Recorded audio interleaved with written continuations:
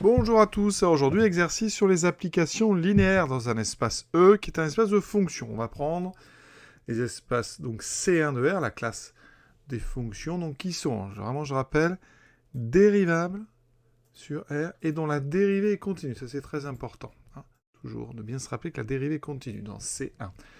On va prendre une fonction psi appartenant donc à l'ensemble des endomorphismes de E, donc L de E, qui va être définie pour toute donc fonction de E par psi de f est égal à f'. Alors rapidement quand même, on va rappeler que cette application psi, elle est linéaire, hein, parce que si on prend donc n'importe quel réel lambda et mu, eh bien lambda f plus mu g, eh bien, si f et g sont dérivables, la dérivée de lambda f plus mu g, c'est effectivement lambda f', c'est un égal ici, c'est effectivement lambda f' plus mu g'. Donc psi est bien linéaire. C'est vraiment un classique, hein, donc on ne le redémontre pas à chaque fois, on le dit juste comme ça. Étant une application linéaire, le ker, la question du ker se pose. Le ker, donc le noyau. Ici, on va quand même traduire le ker de psi. C'est donc l'ensemble des fonctions appartenant à grand E, d'accord, tel que, eh bien, ici, donc, psi de f, c'est f', donc tel que f' est égal à 0. C'est-à-dire que la dérivée de f est la fonction nulle. D'accord? Alors ici, hein, ça veut dire que pour tout x appartenant à R, f' de x est donc égal à 0. Par conséquent, eh bien, on sait que f de x est égal à une constante. D'accord? Alors on ne va pas appeler ça constante, on va appeler ça donc C avec C appartenant à R. Donc tout simplement, f est une fonction constante. Et donc R de psi, c'est donc l'ensemble des fonctions constantes sur R.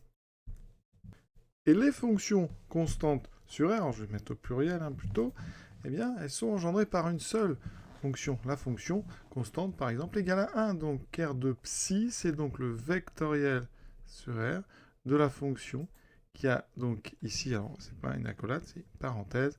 Ici, vous avez donc la fonction qui a x associe la constante 1 sur R, évidemment, hein, donc elle est définie de R dans R. Donc voilà, ça veut dire que dimension de ker de psi est égale à 1. Donc on a un ker dont la dimension vaut 1.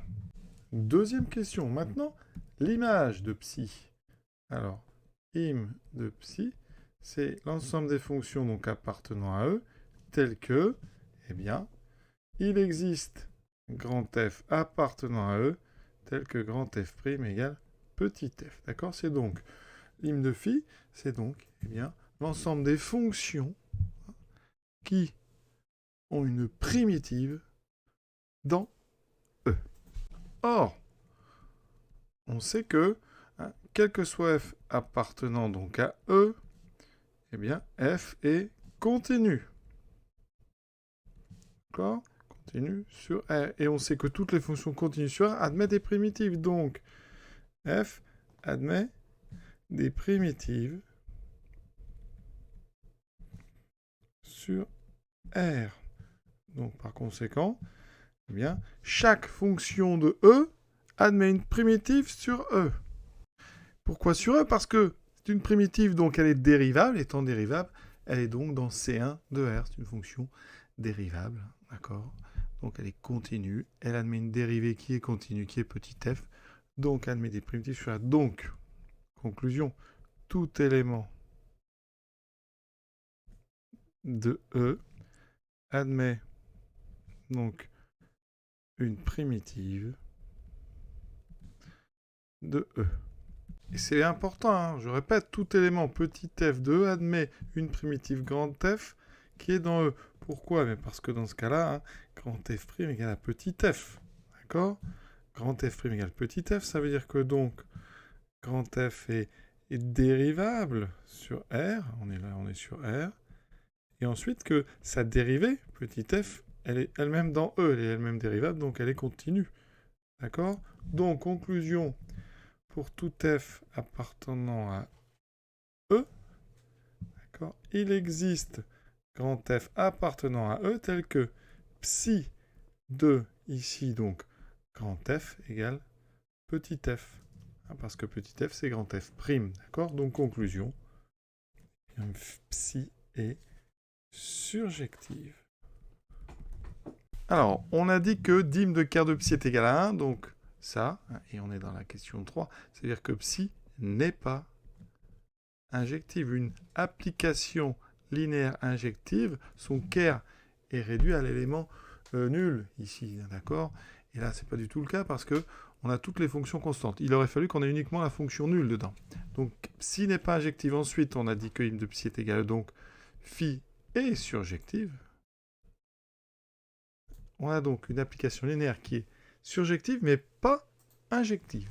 Et là, intéressant, je rappelle un des corollaires du théorème du Durand-Seck. Si on prend donc E et F de dimension finie, avec dim de F égale dim de E, eh bien, une application linéaire, elle est injective, ça équivaut à ce qu'elle soit surjective, ça équivaut à ce qu'elle soit bijective. Alors ici, on est dans les endomorphismes, donc E et F sont égaux.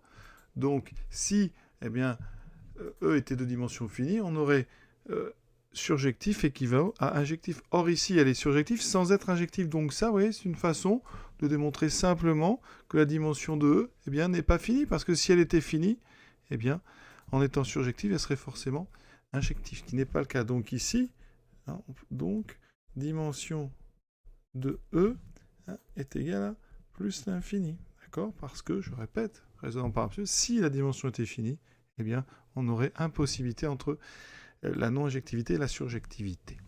Voilà, ce petit exercice est terminé. Je vous souhaite une bonne fin de journée à tous et à bientôt.